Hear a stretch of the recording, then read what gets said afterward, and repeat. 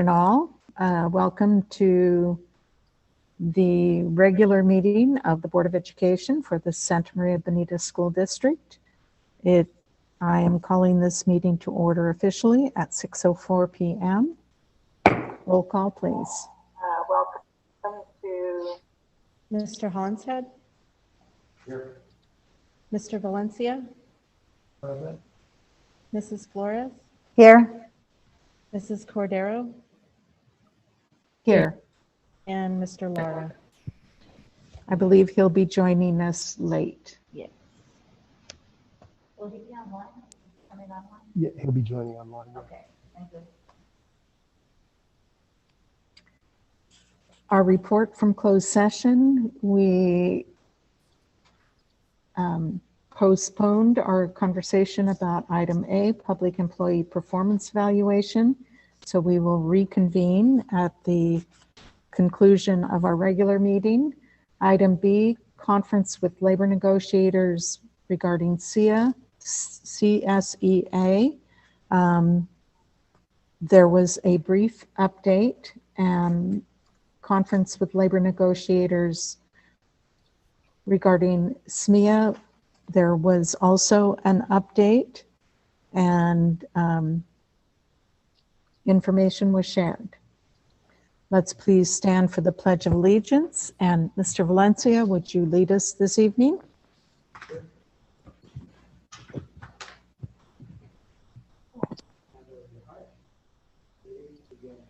I pledge allegiance to the flag of the United States of America and to the republic for which it stands, one nation, under God, indivisible, with liberty and justice for all.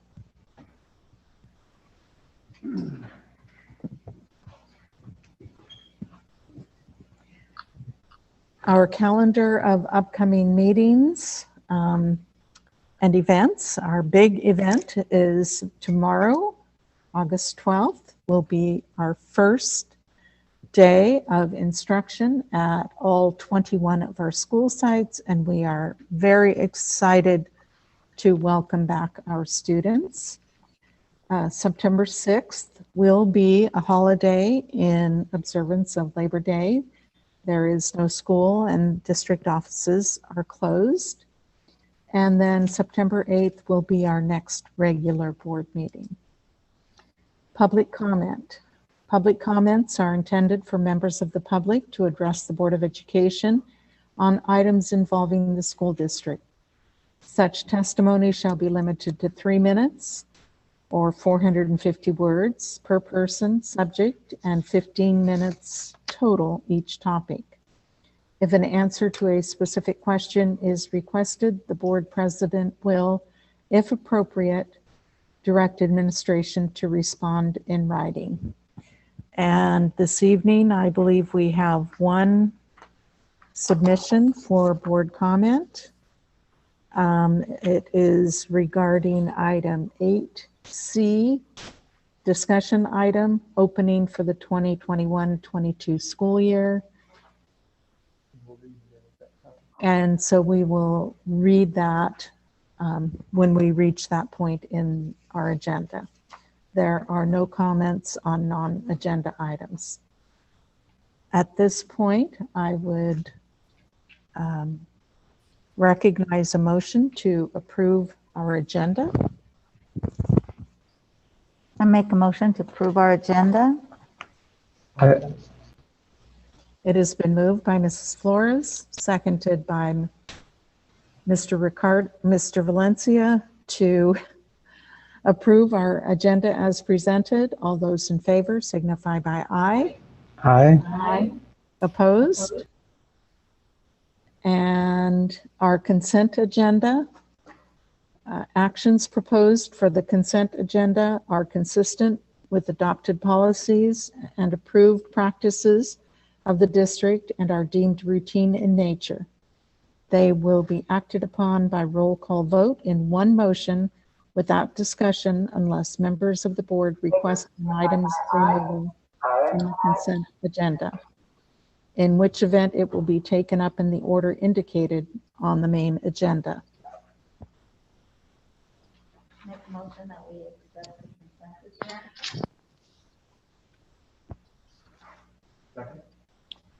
It has been moved by Mrs. Flores, seconded by Mr. Hollinshead, to approve the consent agenda as presented. Roll call, please. Mr. Hollinshead? Mr. Valencia? Aye. Mrs. Flores? Aye. Mrs. Cordero? Aye. Motion carries. Moving on to item 7A, approve the 2021-2022 consolidated application for funding categorical aid programs and local control accountability plan federal addendum. And presenting that tonight will be Mrs. Herrick. Good evening.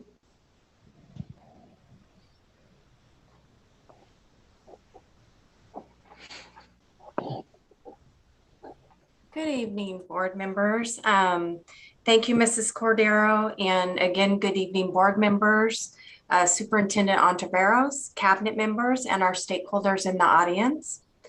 This evening, I will be reviewing the consolidated application and LCAP addendum update. I want to thank the plan alignment team for their work on the consolidated application and the federal addendum. In particular, I want to thank our plan alignment program specialist, Michelle Cerritas, for her work on the plans.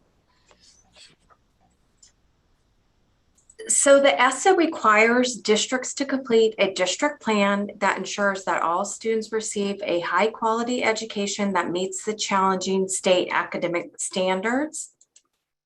The LCAP with stakeholder input is our district plan. And the application for federal funds requires the district to update the LCAP federal addendum each year and fill out the application, which is known as the CONAP, which in conjunction with the LCAP serves as the district's plan. Due to COVID-19, the CONAP updates that they were delayed this year. And so for this next school year, the CONAP was released on June 10th and had to be completed by July 22nd. It must be approved by the school board by August 31st. So the application contains entitlements for federal programs, and Santa Maria Bonita School District certified the reports requesting participation in the following federal programs. Title 1A, improving basic programs. Title 2, Part A, building systems of support for excellent teaching and leading. Title 3, Part A, language instruction for English learners and immigrant students. And Title 4, Part A, student support and academic enrichment. We also applied for Title 1C, which is our migrant grant. This funding is included in the migrant plan. So here you can see stepping stones for our funding sources for the 4 federal programs. Of all of these federal programs, they all target specific student groups. The programs provide direct services for qualified students, including English learner students, students who are identified as immigrant only, and those students who are identified as migrant students. Identification for English learners, immigrant, or migrant students is based on information gathered at the time of registration. The funding in yellow is the least restrictive, and as you go up, the funding becomes more restrictive. The image does not include funding for Title II because it directly supports effective instruction for staff district-wide, which in turn supports all students.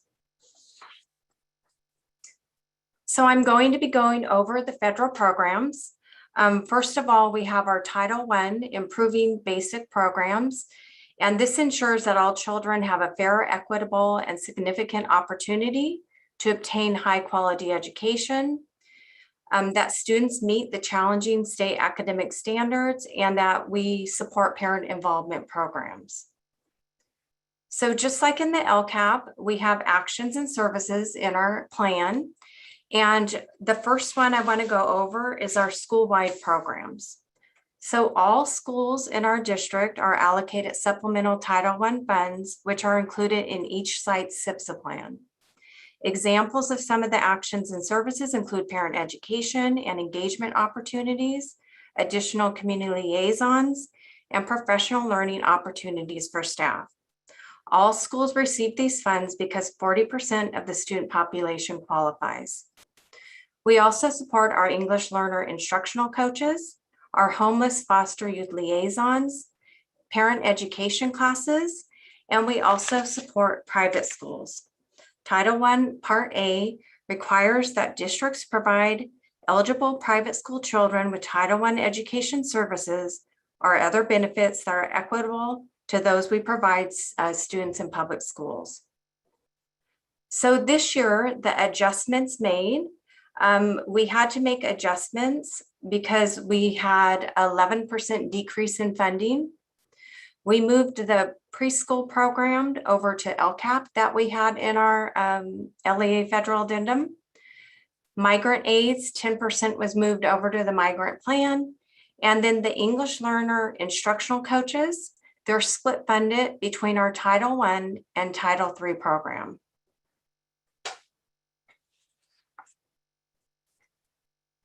So the purpose of Title II is building systems of support for excellent teaching and leading. And this assists in improving teacher and administrator quality through professional learning and other activities. It provides low-income and minority students greater access to effective teachers, principals, and other school leaders. We also provide additional support for our ATSI and CSI schools. And just as a reminder, we kind of have a pause on ATSI and CSI because of our school closure last year. And because at the end of the 2018-19 school year, we didn't give the students the assessment. So the actions and services include our teachers on special assignment that are in our LCAP federal addendum. And we also have a lot of professional learning opportunities. Adjustments that were made include a 6% decrease in this funding. And then adjustments were made to align actions and services with our new LCAP Goal 2 with the professional learning offered. And then Fessler closed out its CSI funding because Fessler is no longer a CSI school. So for Title III, language instruction for our English learner and immigrant students, this assists our English learners to achieve high levels of academics. It also assists teachers, principals, and leaders in developing and sustaining effective language instruction. It promotes parental, family, and community participation in language instructional programs for families of English learners. So some of the actions and services include our English learner instructional coaches. Remember, they're split funded between Title I and Title III. We also have our newcomer supplemental support materials and then parent education programs through the district. Adjustments that were made include a 10% decrease, 10% in both the funding for our English learner students and 10% for our immigrant students. And again, you can see the adjustment was made to bring the English learner coaches into Title III and to split fund the service. So finally, we have our Title IV Student Support and Academic Enrichment Grant, and this provides students with access to a well-rounded education. It assists by improving school conditions for student learning, and it is to use to improve technology in order to improve academic achievement and digital literacy of all students. Our actions and services, a big portion of that goes to additional school libraries, including digital materials literacy, and then data analysis instruments and survey software. So a good example of one of the data analysis instruments and survey software is our Panorama. Adjustments again reflect a 7% decrease in funding. And then we added the Panorama program and also our Hatching program. So at this time, I wonder if you have any questions?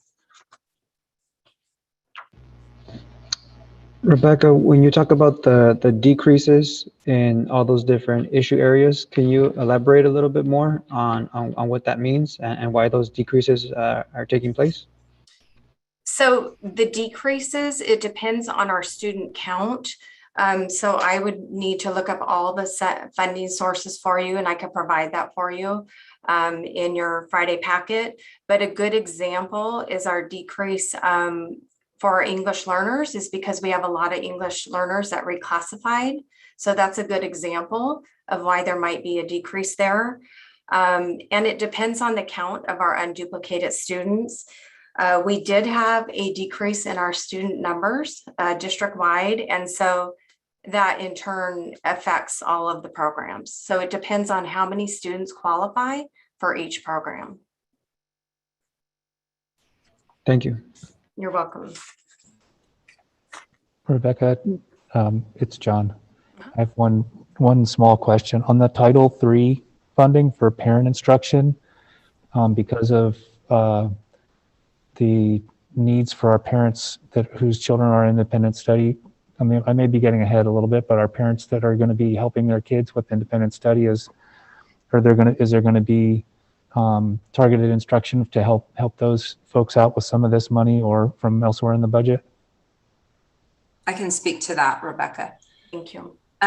For one, there'll be trainings for, we call them learning coaches that will be supporting their students at home. So there's specific trainings just for them. And then just because students are on independent study doesn't preclude them from being in the programs in which they qualify for. So for example, if they're a migrant student, they would still be in our migrant program. It would just be in the virtual program. They would still be getting their English language development that they need, their minutes on that. If they are on an IEP, they would be getting accommodations that they might need. So tutor.com will still be, like, all of those things that we've invested in, they will have total access to, and we'll be working with the parents so that they know how to access all of those resources, including social emotional. I don't want to forget about that because that will be critical as well.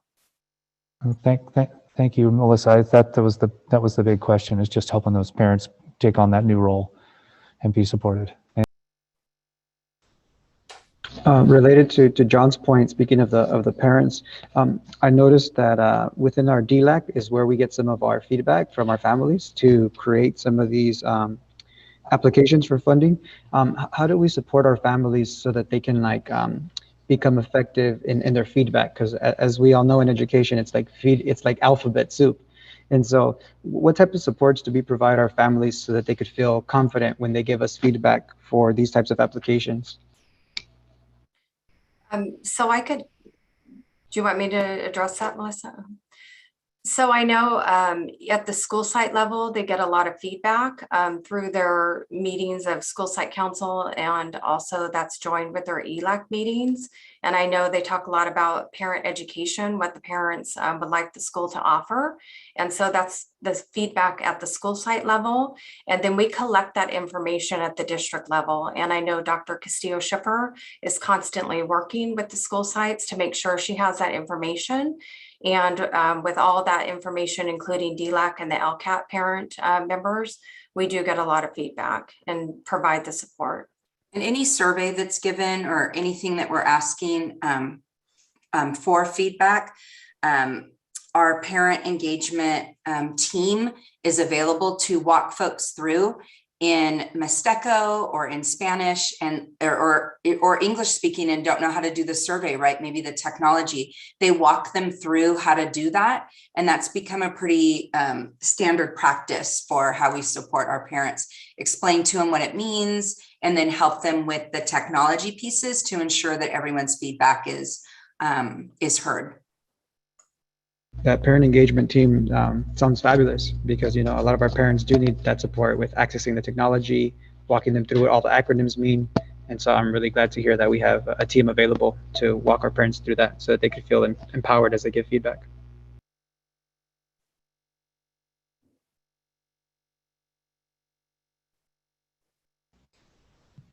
Any other questions for Mrs. Herrick?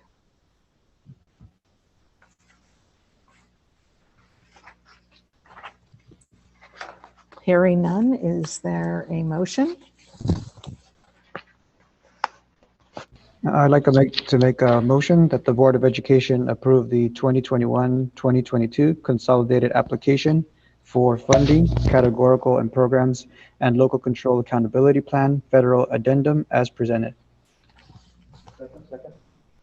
It has been moved by Mr. Valencia, seconded by Mr. Hollinshead, to approve the 2021-2022 consolidated application for funding categorical aid programs and local control accountability plan federal addendum as presented. All those in favor signify by aye. Aye. Opposed? Motion carries. Item 7B, speech language pathologist job description. Ms. Beltran, I believe this is your item. Yes, I have a few in a row now. Good evening and thank you, everyone. I present to you the new speech and language pathologist job description. Our special education department, both our past one and our current new one, reviewed this job description to bring it forward and up to date with the duties that are expected at this time. And then additionally, a memorandum of understanding has been signed with the Teachers Association acknowledging that speech language pathologists shall have an 8-hour workday and a 186-day work year. So the new SLP salary schedule is also attached for your review and approval. The job description as presented brings in all of the goals and representative duties of this position. It brings it up to date to the 2021. The only thing is we are adding under qualifications that bilingual / multilingual is preferred. That should have already been on there. That is a mistake, so I apologize for that. But we do bring this forward, and if you have any questions, please feel free to ask me.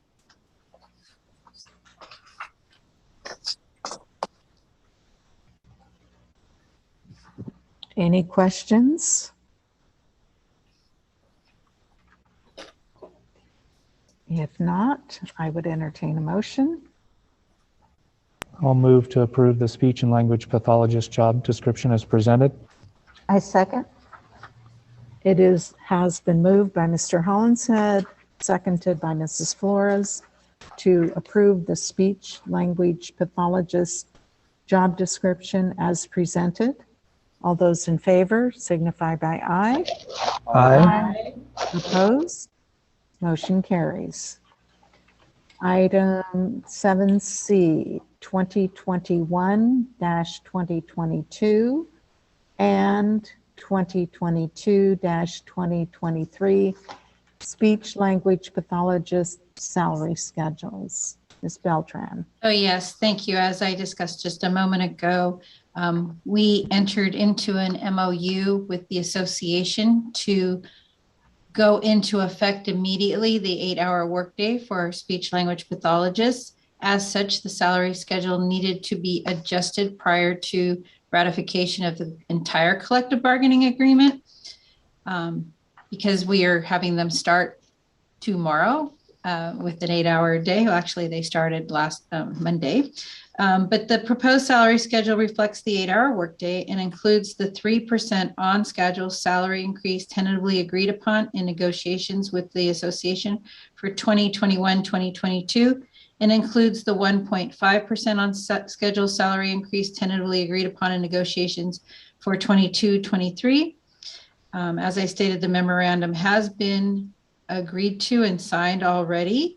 And the MOU expires upon ratification of the 2020-2023 collective bargaining agreement or June 30th, 2022, whichever occurs first. And this is to allow our speech and language pathologists to work an 8-hour day all year long, servicing our student and attending to their other duties, whether the collective bargaining agreement is ratified or not. I think I need to interject for a minute because I believe, Bijou, that I'm sorry, it was one, you're correct, 1.5 or 22, 23. I'm sorry, I misread that. Thank you. I want to make sure we're approving it aligned. And it reflects the 8-hour day as opposed to the 6.5-hour day that they were previously working. And Bijou, so and that reflection of the change in hours, did that result in outside of the agreed on upon 1.5? Is that what resulted in the increase in salary, or was there a survey of? I mean, I guess is that what basically where it was derived? Is that change from 6.5 to 8? So the salaries increased by both the change from 6.5 hours to 8 hours, but also by the 3% on for the 21-22 school year and the 1.5% on for the 22-23 school year. Thank you. You're welcome. Any other questions?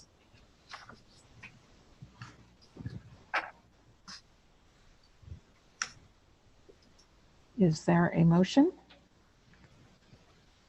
I'll motion that the Board of Education approve the 2021, 2022, and 2022-2023 speech language pathologist salary schedules as presented. I second. It has been moved by Mr. Valencia, seconded by Mrs. Flores, to approve the 2021-2022 and 2022-2023 speech language pathologist salary schedules. All those in favor signify by aye. Aye. Any opposed?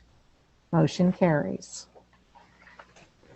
Item 7D, 2021-2022 certificated substitute salary schedule.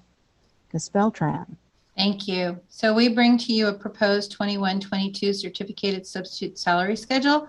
We believe it reflects a more competitive salary schedule to attract and retain qualified certificated substitutes for use throughout the school year, both on a day-to-day basis and also on a long-term basis.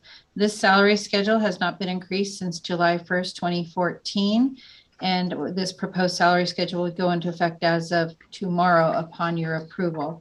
I do have to point out that we feel that this is critical at this time because we are really reaching out to all different universities and community colleges for individuals with bachelor's degrees to come work for the Santa Maria Bonita School District, as well as our classified staff that have bachelor's degrees.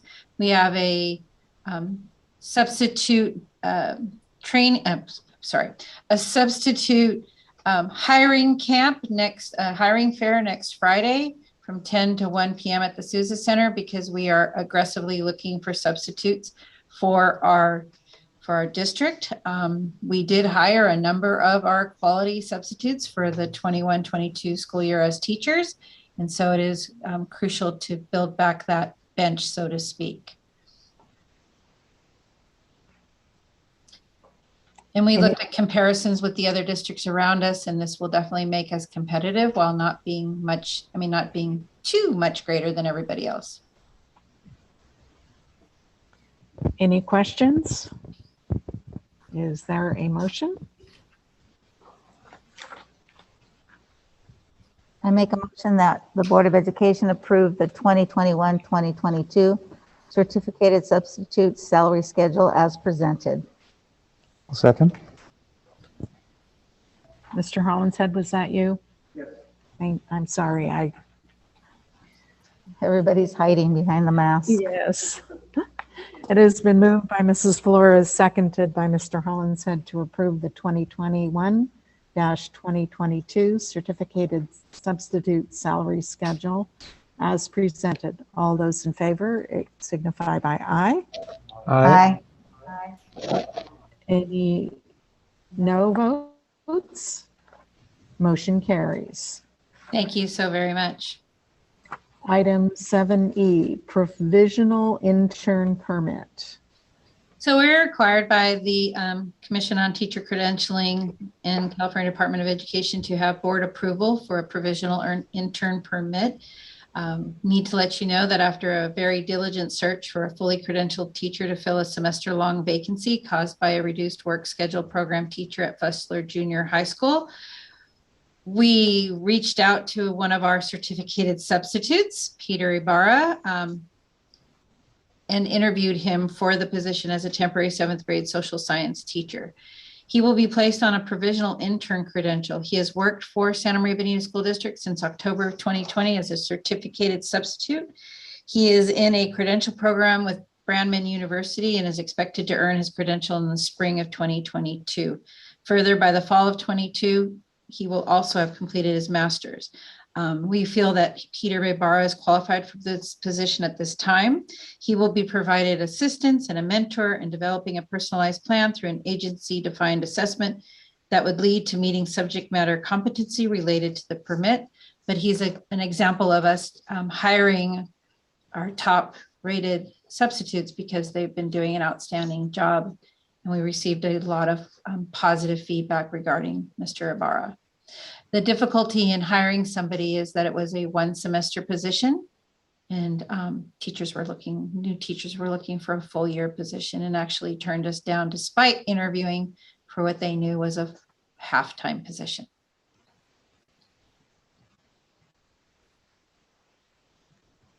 Any other questions?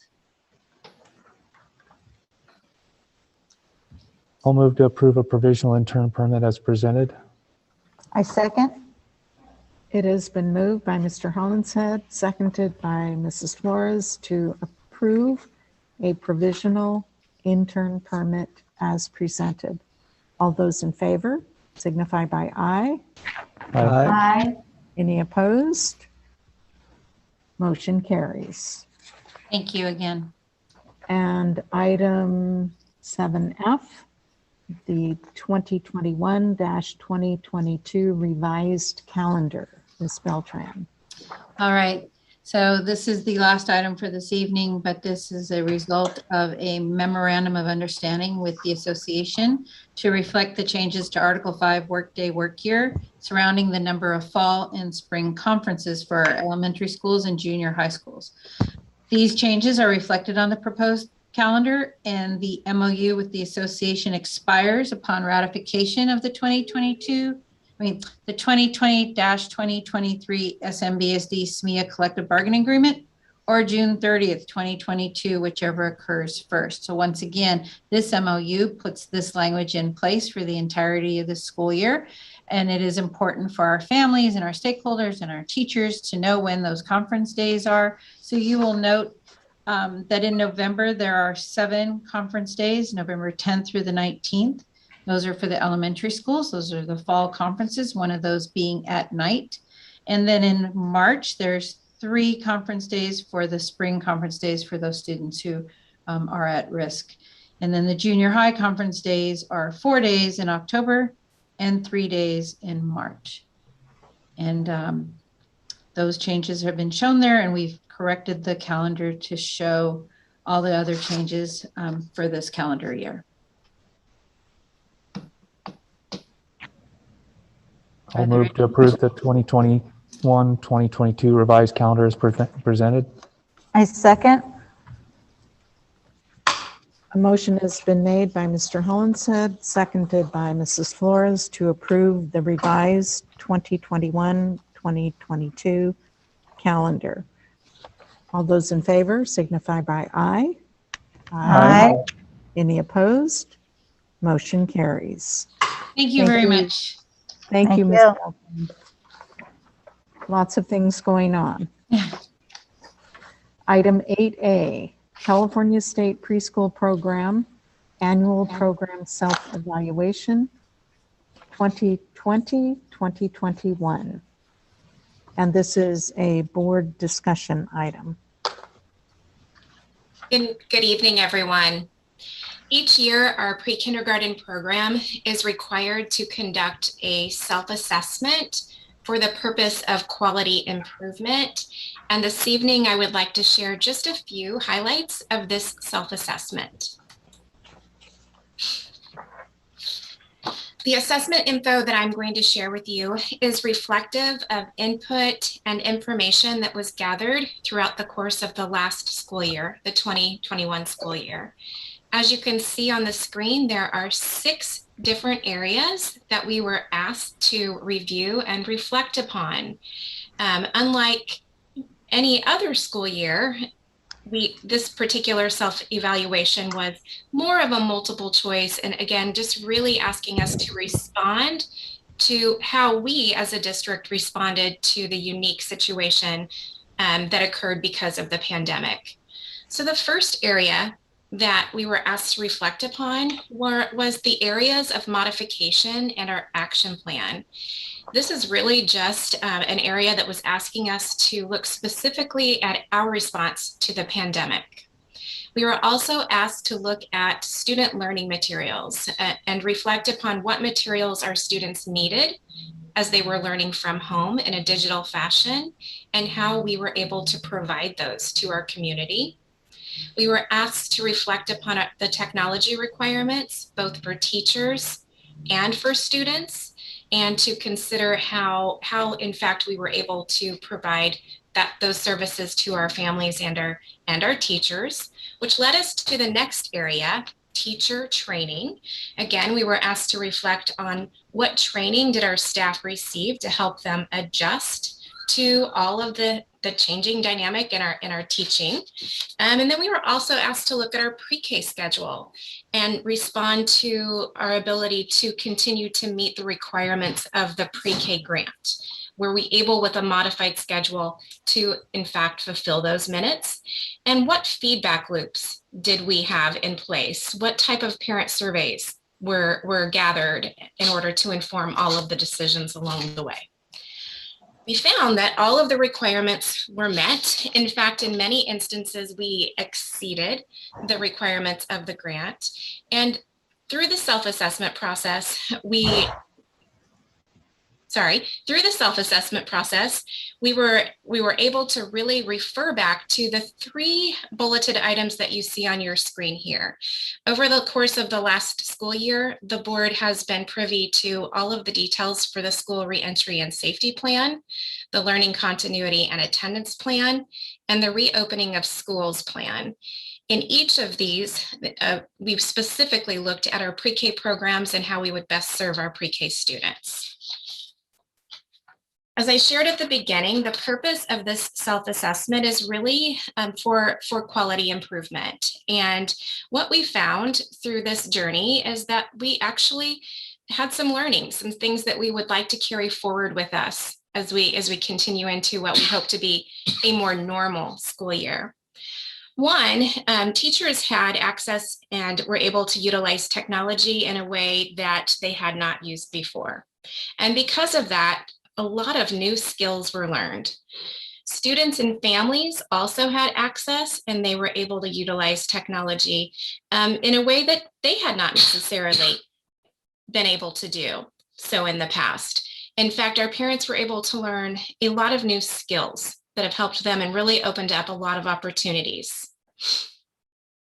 Our parents also, because of the unique nature of learning through a screen, a young 4-year-old learning in that digital environment, had to sit side by side with their little one.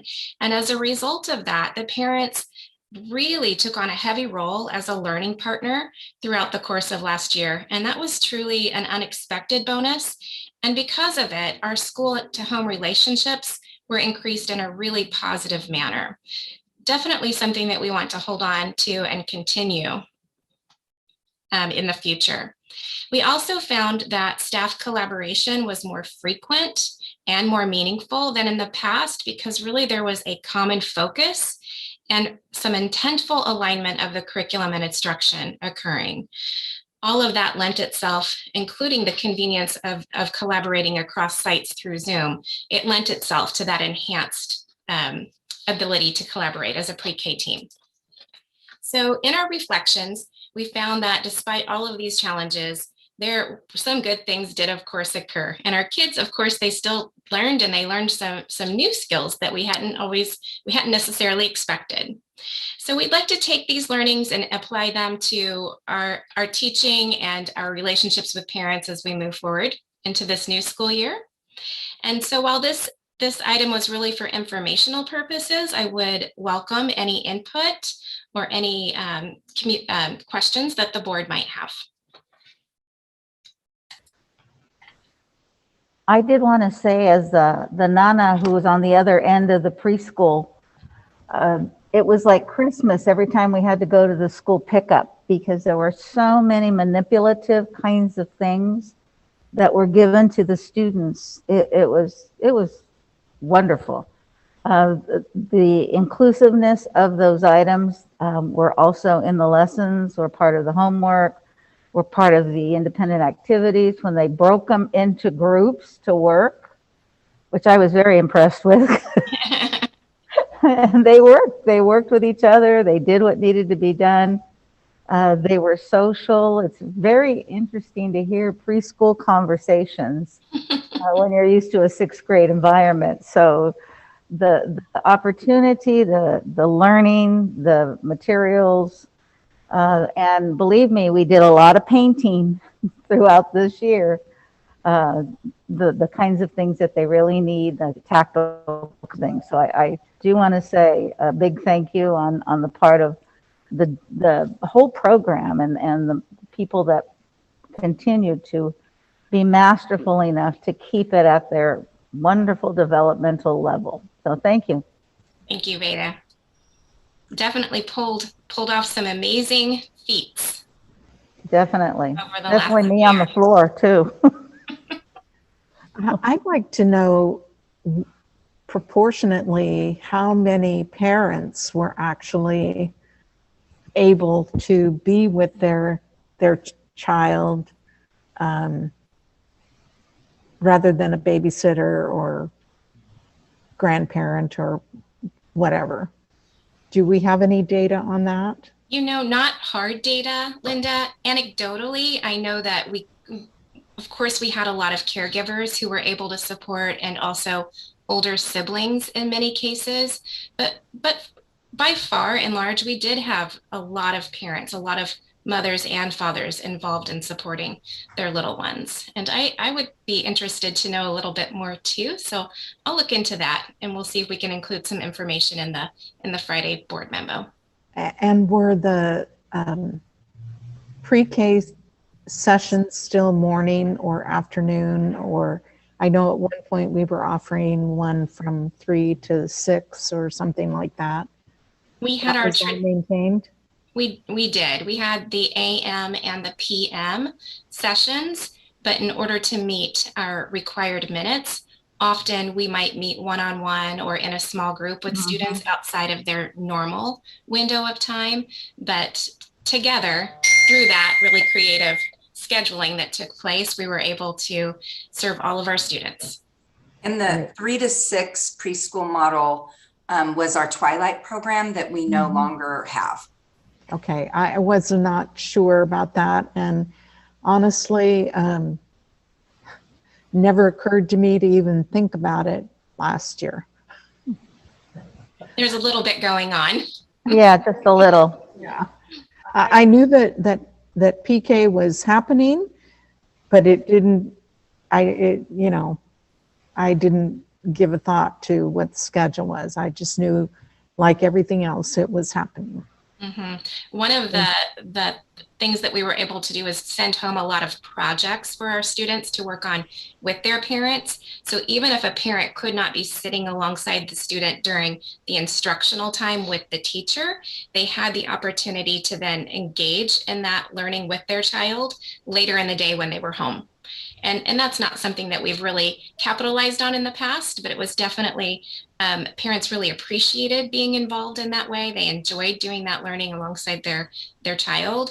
And it's something that we can continue to do regardless of whether we're learning in person or learning from home. And in those projects, they had the videos that were step by step so that the parents at home who didn't maybe hear the directions could actually follow them in English and in Spanish. Something that I'm curious about is what professional learning are our teaching staff getting to enhance collaboration? Because I'm really happy to hear that staff collaboration was more frequent, more meaningful. But I also know that as a teacher myself, it does help when we as teaching staff receive learning on how to collaborate effectively. And so what learning are our teachers getting to improve their collaboration? Many of our teachers have received training on how to be a member of a professional learning community. And so site leaders and district TOSAs support that design, that model of collaboration when pulling the teachers together. And we can provide that information again in a Friday memo as well.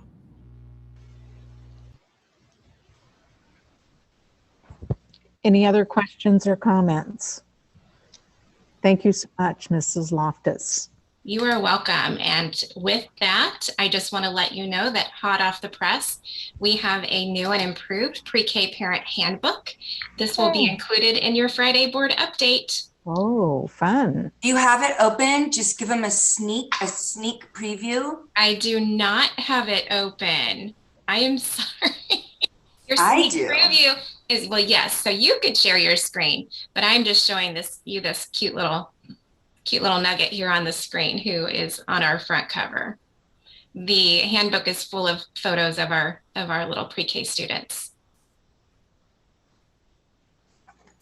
So look forward to seeing that in your board memo this Friday. All right. Thank you, Look how everyone. great this is. Thank you. Thank you. Thank you. 22 pages. Oh my goodness. Very nice. Awesome. Great Very work, nice. team. And with that, I will acknowledge receipt of the 2020-2021 state pre-kindergarten annual program self-evaluation. And thank you. Item 8B, review of budget revision as a result of the newly passed state budget. And Mr. Beecher. Thank you very much, Ms. Cordero. I'm going to hand this one off directly to Brian to introduce and then share with you what the provisions will be. Okay, thanks, Mr. Beecher.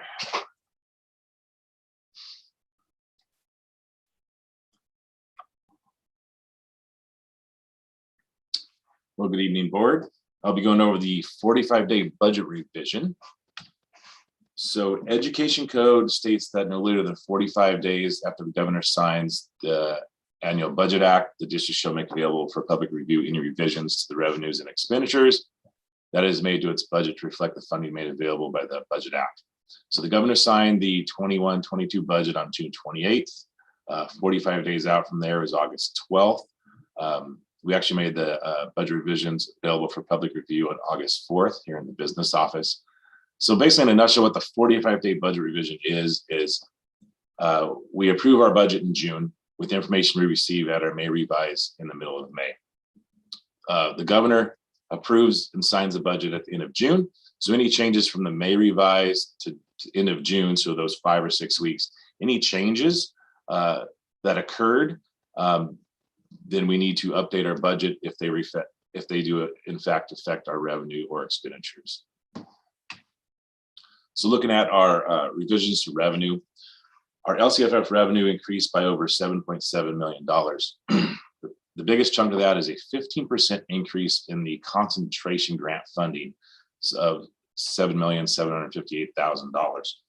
And what that is that 50% increase in the concentration grant funding must be used to increase the number of credentialed and classified staff who provide direct services to pupils. So when we adopted our LCAP in June, we didn't know about these dollars. They were made aware to us. So what the state has said is that by June 30th, we must adopt a one-time supplemental template on how to spend these increased concentration grant dollars.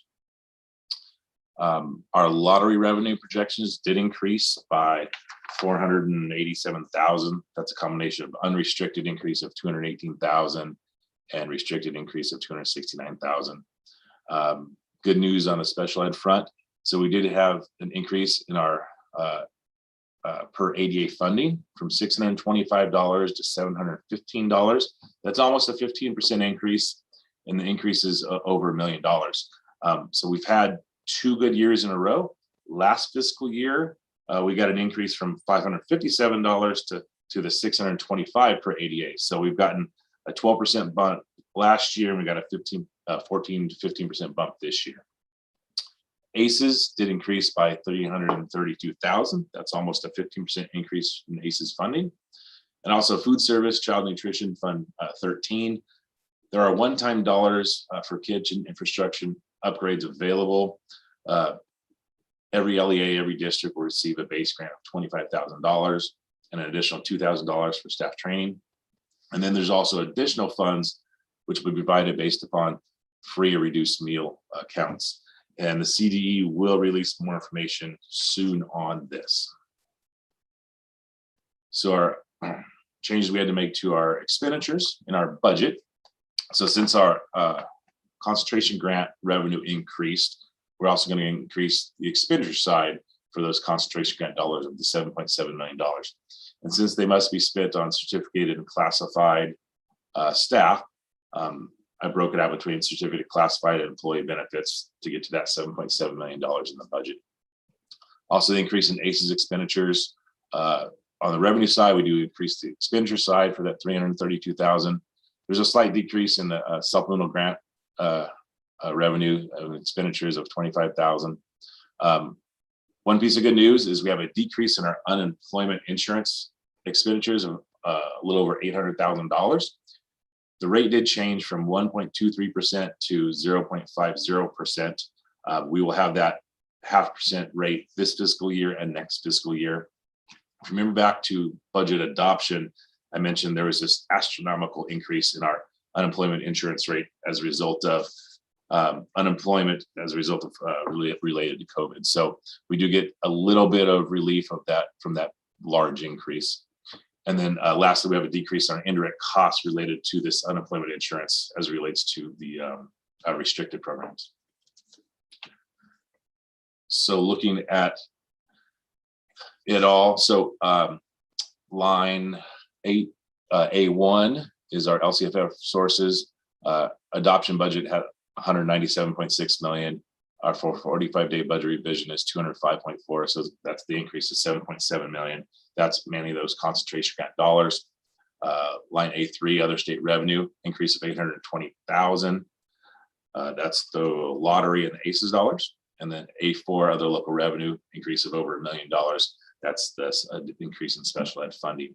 So you add all those up, that's an increase of revenue of $9.6 million. Moving down to the expenditure side, we had to budget those concentration grant dollars for certificate and classified. So the certificated line increased by 4.2, classified 2.1. And the employee benefits line does relate to the increase in salaries, but it's also offset by that lower unemployment insurance cost of $800,000.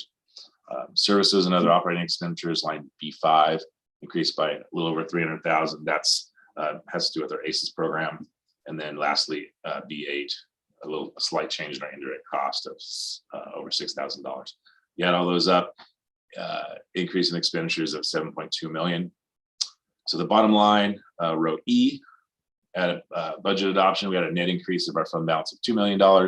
Now at 45-day budget revision, we have an increase of 4.3 million. And so that's a change of $2.3 million. Lastly, what's not included in the 45-day budget revision, there were numerous grants and different things talked about, but there's uncertainty about when the dollars are received, the requirements to get the dollars and things like that. So a couple of things that are in our 45-day budget revision that I wanted to highlight. There's a California pre-kindergarten planning and implementation grant that we could receive a potential $190,000. That's for professional development. And there's a new expanded learning opportunities grant that you can receive potentially up to 13.8 million. That is for before and after school opportunities. There's also some one-time special education funding that's targeted to address COVID-19 learning recovery for students. We are unsure about the dollar amount and also if those funds are going to be given to the SELPA and then to us, or if they're going to be given directly to us. Also, there's an educator effectiveness block grant. This should be used for PD for staff. We don't know the dollar amount now. We did have educator effectiveness block grant, probably I think back in 2017, that we had to spend over 3 years for professional development, and we did spend all those dollars. And then lastly, other cash deferrals have been eliminated from the 21-22 budget. A budget adoption, there was still a deferral in there for our June apportionment, so that's not around anymore. So that was actually 11.2 million. So what to watch for? How's the economy going to go? Our unaudited actuals I'll bring to you in September, and then our first interim budget in December. So with that, I can answer any questions. Hey, Brian, I have just one with the concentration grant, the largest, that 7 million. Yeah. Is that, so when we get this money, it sounds like it's is it one time or is it ongoing? These are ongoing dollars. Okay, and so is that is that to be spent on new hires or additional staff in classified and certificated, or on current? They specifically said it's for additional. So okay. That's what I thought so, but I just there's some ratios where like the staff to people ratios and staffing at school sites and departments, and in order to spend these dollars, you have to add an additional person. Okay, we also have to have rooms for those additional people. That's why I asked for the clarification, I guess. And just a reminder, I know Bijou's probably about to chime in, but we also need hiring, right? And so we see a lot of dollars coming, but we're struggling now to fill our current tutoring programs, our current after-school programs. So more money, sometimes we have to get creative with what that looks like due to staffing. So just also kind of managing those expectations of what more will look like. And our team is working on that, right? We work really, really closely with fiscal and what monies are we getting in? And then how do we give all the appropriate supports to kids within the current constraints that we have? And do you know, Brian, what our unrestricted funds have been used for in the past, or what they're currently being used for now? Our unrestricted funds? Yes. Do you know how they've been used in the past, and how they're currently being used, if they're currently being used already? Well, the top level view, I mean, it's for salaries, for our utilities, transportation, textbooks, to keep the doors open and the lights on, and and staff for our students. Sometimes the way to think about it is that because of the way that the local control funding formula is constructed, when it came about, a lot of the programs that were restricted programs, called categorical programs, were lumped into either the base grant or the supplemental and concentration grant. There are other little pieces, I won't go into all of them. But I think Mr. Valencia, part of an answer to that question is that all of those dollars became unrestricted. Although what happened is that base grant amount is kind of what Brian's describing to you. Our main, like, day one expenditures, so the need for teachers and custodians and a principal and some administration, overhead, lights, camera, action, that stuff comes out of the base grant. Then once you establish that base, the dollars that he's talking about next and these additional dollars that Mr. Holland said was asking about, the concentration grant dollars and supplemental grant dollars, concentration and supplemental. Those are for the additional, the increases in services and improvements in services for your unduplicated pupils. And so that's that, when they talk about a sign, sometimes they'll talk about it, the icing on the cake, the things you add at the end. to make sure that you accelerate learning. So that's the way that Brian was describing his answer, was to talk about that base component that is really what do you need on day one to really operate a school. But all of those dollars are unrestricted.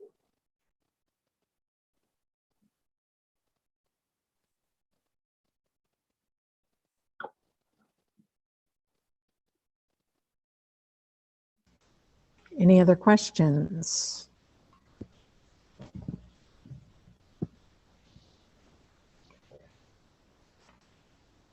So I think we, as Ms. Dutra has alluded to, and Ms. Beltran, that having all that money and finding the right people to do that, the job that needs to be done is challenging at the current time. So creativity is being tapped into, and we're doing our best to make it work so that our students receive the support they need to be successful. Is that putting it in a nutshell? I see Ms. Dutra. Okay, I got a thumbs up. So, any other questions for Brian?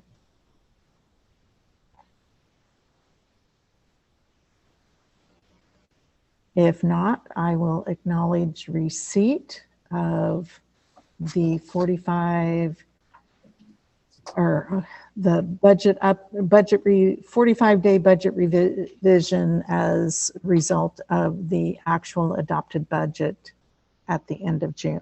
And thank you very much, Brian. As we seek to spend those dollars, I'm sure we'll see future actions at the board level. So thank you.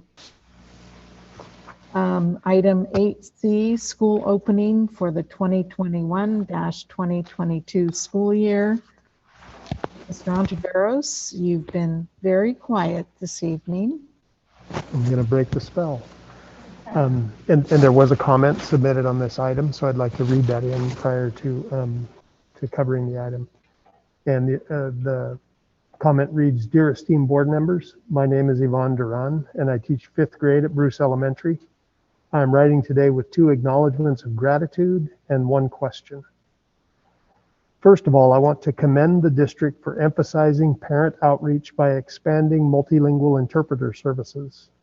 The ingenious plan to develop the talent pool of qualified bilingual, multilingual interpreters by partnering with Allen Hancock College will prepare SMBSD and SMJU HSD alumni to pass the requisite language test.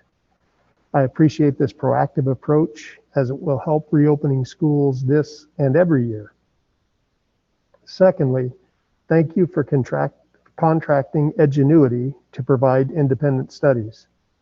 This is a superior strategy for meeting the needs of both independent study students and in-person students.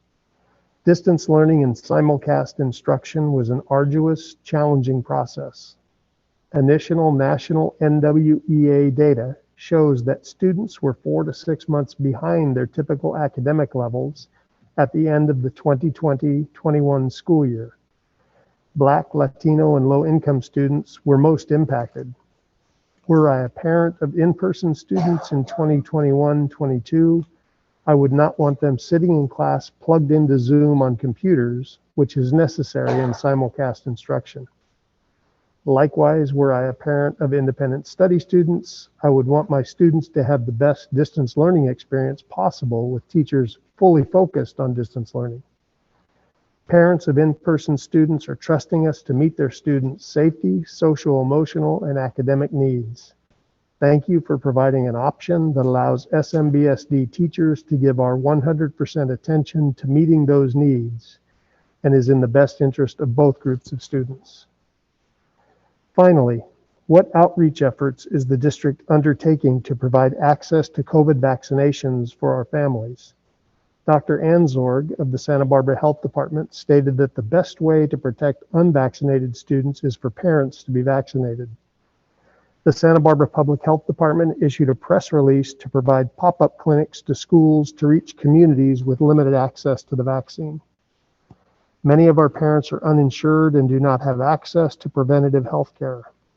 COVID has disproportionately impacted communities of color.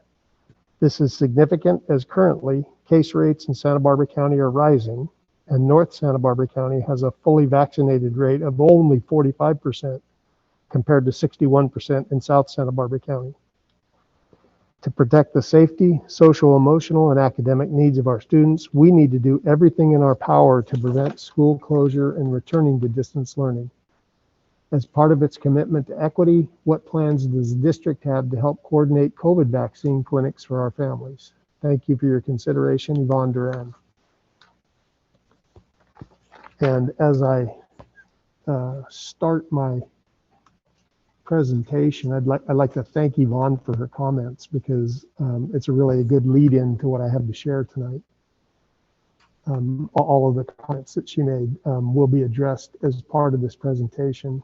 And it's odd that I think this is probably the 5th or 6th presentation that we've done this year on reopening school in 2021, 2022. And as I reflect back on 34 of my previous 36 openings of school, I don't think we talked about them but once, other than to say, school's starting tomorrow. And, you know, it was kind of normal. And so this really is just more of the same as far as this goes. So I'm not going to cover every element of what's going on, because there's just too much going on, and school does start tomorrow, and I would like to get out to one of the schools. In fact, I'm assigned to a school tomorrow morning, but I do want to just provide a high-level overview, and then any of my teammates that are on the screen, Matt or Melissa or Bijou or Jennifer or Rebecca, feel free to chime in. But my intention is not to get into the weeds, but just to kind of give that big picture of where we are as we know it today, because some of the impacts of things that change today are going to have an impact on the reopening of school as we move forward. So, return to in-person instruction is tomorrow. Thank you. That's my presentation. No, not really. Right. And when I think about where we were a year ago compared to now, it really is, I mean, thankful that we are going to be opening schools tomorrow. I'm going to talk a little bit about independent study on the back half of this, but I wanted to acknowledge Yvonne's comment about emphasizing parent outreach, because right behind us in the boardroom, in the little breezeway out there, we have a team that is providing supplies to parents that have chosen the independent study option for their kids, and they'll be here again on Saturday. They've been here the last few Saturdays helping folks with surveys, and so Yvonne's comment is right on. I mean, we really have tried to expand that outreach and support for our parents, always, but particularly in this year. And the primary concern is really around health and safety. So I'm just going to hit on a few topics that came out of the Department of Public Health guidelines that have been modified a little bit by things that have transpired since the last time we met here on the 21st of July. And the public health guidelines have been issued and were issued in July, and were just modified on the 2nd of August. And so I'm going to go over some of those modifications that are included. But this just comes out of the opening statement within those guidelines as they're published by the Department of Public Health. The foundational principle of this guidance is that all students must have access to safe and full in-person instruction and to as much instructional time as possible. Absolutely. So that is the key driver of the guidance forward. And this is directly from the text of those guidelines. In California, the surest path to safe and full in-person instruction at the outset of the school year, as well as minimizing missed school days on an ongoing basis, is a strong emphasis on the following. First, vaccination for all eligible individuals to get COVID-19 rates down throughout the community. So I appreciate Yvonne's last comment around, what are we doing as a district around vaccination. It's really in partnership with our healthcare, with our public health department. So I will highlight that. Universal masking in schools, which enables no minimum physical distancing, which is important for us to be able to offer in-person instruction. That was our struggle bringing kids back last year, because those physical distancing guidelines with the density that we have on our campuses just didn't compute. Allowing all students access to full in-person learning and more targeted quarantine practices. And I'm not going to get into that in great detail tonight. That's in our COVID safety plan that we have redeveloped. There are some new guidelines. When we were in the throes of this last year, there was just a one size fits all. It was 14 days quarantine. There are some nuances depending on some of the contact tracing that I won't get into in great detail tonight. And keeping students in school, which is really what is our ultimate outcome that we hope to achieve. And access to a robust COVID-19 testing program as an available additional safety layer. So in the event that there is a need for testing, that's part of that COVID safety plan as well, and that's called out in the plan. And this is an important piece because this is none of this is a political statement. This is all about public health, about backing up the science. Recent evidence indicates that in-person instruction can occur safely without minimum physical distancing requirements when those other mitigation strategies, and specifically masking, are fully implemented. This is consistent with the CDC's K-12 school guidance, and is particularly important for us because right now the vast majority of our students aren't eligible for vaccination. They're under 12. And until we get to the point that vaccination is approved, all of these safety measures are critically important. And so I want to commend all of our school staffs, all of our support service staff. Linda was upstairs this morning and we got the hallways up there full of stuff again. Matt and the business services team and the warehouse team with PPP back in, or PPE, all the things that we need in order to ensure that safety. We're back in that cycle of making sure that we've got all those pieces out there. So I want to commend our M&O folks, our food service folks, and I'm not even going to talk in great detail about food service tonight, but that's been a work moving forward and will continue to be as we move forward. And feel free to stop me if you got questions at any time on any of these issues. I want to spend some time talking about vaccination because I shared with the board earlier and had just sent out to staff as we were sitting here tonight, the new guideline that came out today, the public health order on the vaccine verification for workers in schools. And we're part of this. Public schools are identified in this order, must verify vaccine status of all workers. Schools must have a plan in place for tracking verified worker vaccination status. Records of vaccination verification must be made available upon request of the local health jurisdiction for purposes of case investigation. And again, this is where we partner with our public health professionals. I want to commend the presidents of our employee associations. We've been having this conversation about vaccine verification on an ongoing basis. We've seen this coming. Some of the larger districts had reached agreements, San Jose last week, Long Beach just yesterday, Oakland recently, because it's, that is, especially in a school setting where children under 12 don't have access to vaccine, we need to make sure that those that they're going to engage with are vaccinated to the greatest degree possible. So workers who are not fully vaccinated or for whom vaccine status is unknown or documentation is not provided must be considered unvaccinated. So as we implement this protocol, you're either vaccinated by proof, and the health order that I shared with staff and that I shared with the board earlier delineates what those sources of proof are. It's not a self-attestation, it actually is documentation of vaccination is required. Otherwise, an individual is assumed to be unvaccinated. Workers include, but are not limited to, certificated and classified staff, analogous staff working in private school settings also applies to private schools, volunteers who are on site at a school campus supporting school functions. And we have a number of contracting agencies that we partner with. Our bus drivers aren't our employees, but they're part of our circle. our community partners with the Boys and Girls Club and YMCA staff our ACES programs. So this just got released today. So this is one more example. And John, I think you said this about 18 months ago as we first got on this Mr. Toad's Wild Ride. We're going to need to be flexible and adaptable, right? So here's one more example of where that flexibility. Matt and I sat today and we're just making a list of, okay, who are all the other folks that we need to consider that enter into that, you know, into our bubble. The testing requirements.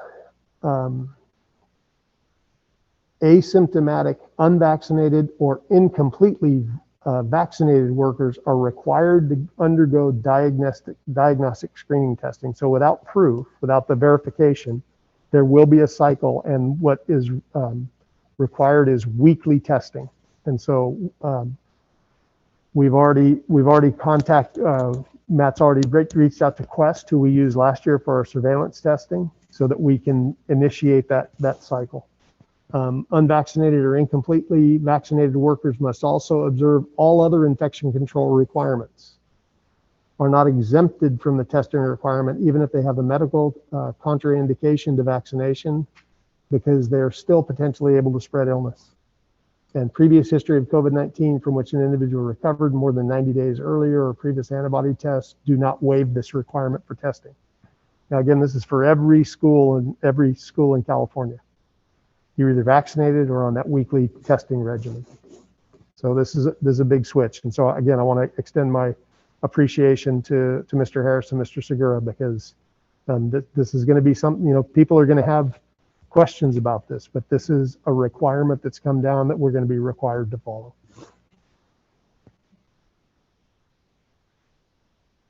And I want to go back and address the point that Yvonne made in her letter, in her communication. This is going to take a second to load. I apologize. The current vaccine status, what Yvonne wrote in her letter is accurate, but I want to acknowledge that. This is the county's dashboard. It's changed a little bit over the last few months, and now we're really tracking vaccinations to a greater degree than transmissions. My connection's real slow today. Here we go. Whoop.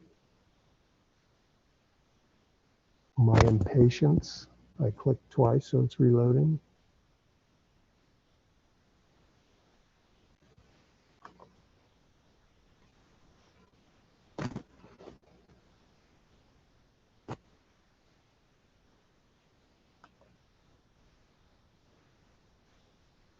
So countywide, of the eligible Santa Barbara County individuals, which would mean those over the age of 12, 71.4% of individuals are vaccinated, 62.8% fully vaccinated. The difference meaning those that are in the top number are still in process, haven't received a second dose of either the Moderna or Pfizer.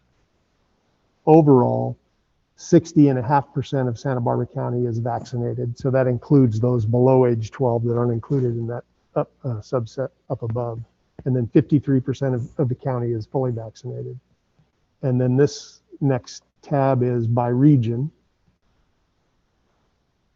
So 53% countywide, 61% in South County, 45.9% in North County. So that notion that you know, this is a community issue, not just a school issue, is accurate. To Yvonne's question about what's the district doing, I've been on that masked and mighty task force since October of 2020. We've been, you know, even before the vaccines were approved, we have worked through public health. They have done pop-up clinics at the high schools primarily because that initial rollout was age 16 and older. And then there was a decision made by the county through consultation with those of us in North County to really go through, to make contact through churches, especially during the summertime where we didn't have access to families as readily.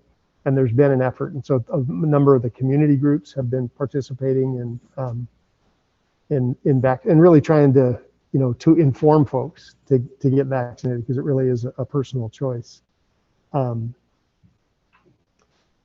so where we are now, this is the county website. I was in a public health meeting yesterday. These are, this is loading slowly. This is the information about vaccines. We have shared this. I shared this with employees today, because now that employees are going to be required to show proof of vaccination or test, we want to make sure that those who haven't been vaccinated yet are informed about opportunities.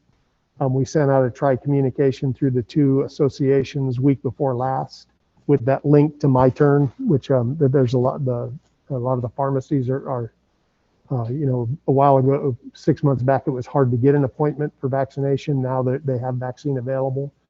But this is a listing of all the vaccination appointments that are available locally. So every Sunday through Wednesday and Thursday at the Fair Park from 11 to 8, clinics are open. This Friday, there is a clinic at the Town Center West with Mixteco interpretation.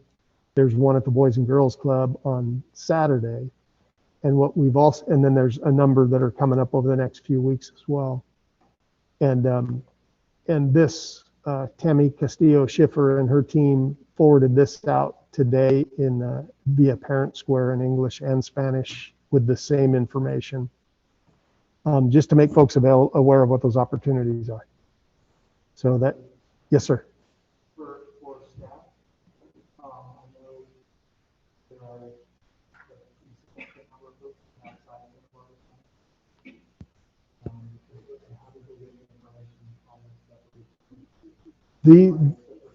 yeah, Santa Barbara County has made clinics available to residents of San Luis County. Yeah, when we did them at Marion earlier this year and the ones in Lompoc, it wasn't a matter of residency. It was, you know, come one, come all. I think, you know, and it's, I think every county's in this point of just trying to get more folks vaccinated. You know, Kern County in the spring had a lot of folks coming from out of the area because for some reason they had a lot of vaccine and not a lot of takers in the county. So we had folks that actually were that drove to Bakersfield back in February and March when the vaccine was first available. So yeah, so this is a one come. I appreciate you asking that, John, because this is a come one, come all. And so we really are, you know, this is the you know, the opportunities are still there. There's still an opportunity for folks to follow through on these efforts. I want to just add this comment also because there was a reference to lack of and so forth. The vaccination is no cost. I muted myself before I spoke. The vaccination itself is no cost, whether you go to a pharmacy, Walgreens, CVS, Rite Aid, if you attend any of these clinics, there is no cost to the vaccination for anyone. Yeah, thank you. I'm not sure if that's, I mean, I don't hear that being emphasized. So, you know, that's something that needs to be out there also. Yeah. Something that I would like to also add. That's a great point, Linda, to emphasize, because that is a barrier to entry for many families. Yvonne's point, Ms. Duran, is well taken, that for a lot of families, if they're uninsured, sometimes they can't even afford, right, to see a primary care physician, for example, where that doctor might help to alleviate some of those concerns that they might have about the vaccine. And so I'm really proud of our district for sending out this information to our families, saying this is the best way to keep our families and our students safe. This is what's going to lessen the likelihood of us having to close down like many of our schools had to do in the past. And I appreciate Luke's comment about, this is not a political thing. Unfortunately, this, public health should not be politicized, but unfortunately it has been. However, we're going to continue to follow the science, and follow best practices, follow the research, and do what they're telling us, which is mask up, get your vaccines. A question that I have for Luke is, do you know if the Santa Maria Joint Union School District has also sent out the availability of vaccinations?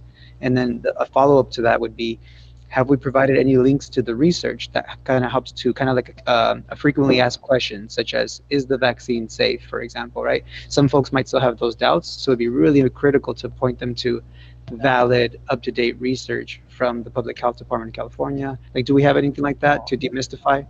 Yeah, that really is the public health's realm, public health department, and that's why we've been partnering with public health. We sent out we shared a couple of videos over the summer, one that Dr. Robertson from Dignity did, one that was put together by the folks down at Cottage on the variant. I mean, we've been putting that communication out through parent squares. I don't know that we have the, the medical expertise to direct people, but there have been, there was just a meeting, I want to say it was yesterday, some doctors at one of the community centers here that the city scheduled. So I think we're all trying to connect people to those resources. I can't speak for the high school district. I did speak to Antonio yesterday. We had this conversation. I'm not sure what they've actually sent out. He was in the meeting on Tuesday as well. We took a little hiatus from those regular superintendents meetings, but because I've been part of that other team, I've been sharing that information with our local folks. I think as an educational institution, it sends a very powerful message, right, to our community to say, hey, we as a school district are essentially endorsing and supporting, these vaccination efforts, because a lot of our families put a lot of trust, right, into our educational institutions. And we use research to back up the things that we're trying to do. And I feel like, this is in that same spirit of, we're not going to intentionally mislead our families. We're going to guide them towards the best research to make informed decisions. And based on these informed decisions, getting a vaccination is the best way to protect our families. So my message to the community, to our families, to our students is, as soon as you're eligible, get vaccinated. Protect yourself, protect your family, protect our community.